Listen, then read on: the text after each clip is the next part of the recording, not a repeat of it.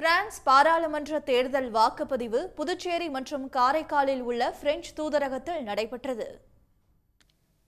France நாட்டின் பாராளுமன்றம் கடந்த ஜூன் 9ஆம் தேதி கலைக்கப்பட்டு தேர்தல் அறிவிக்கப்பட்டது. இந்த தேர்தல் இன்றும் ஜூலை 7ஆம் தேதி என 2 சுற்றுகளாக நடைபெறுகின்றன. பிரான்ஸ் பாராளுமன்றத்தில் மொத்தமுள்ள 577 தொகுதிகளில் ஆசிய நாடுகளில் உள்ள ஒரு தொகுதிக்கான வாக்குப்பதிவு இந்தியாவில் டெல்லி, பெங்களூர், மும்பை, கொல்கத்தா, தமிழ்நாடு, புதுச்சேரி ஆகிய மாநிலங்களில் இன்று நடைபெற்றது. தமிழ்நாடு, கேரளா, புதுச்சேரி ஆகிய மாநிலங்களில் உள்ள பிரெஞ்சு குடியுரிமை பெற்றவர்கள் வாக்களிக்கும் வகையில் 4 வாக்குப்பதிவு மையங்கள் புதுச்சேரி, சென்னை மற்றும் காரைக்கால் பகுதிகளில் அமைக்கப்பட்டு இன்று வாக்குப்பதிவு நடைபெற்றது.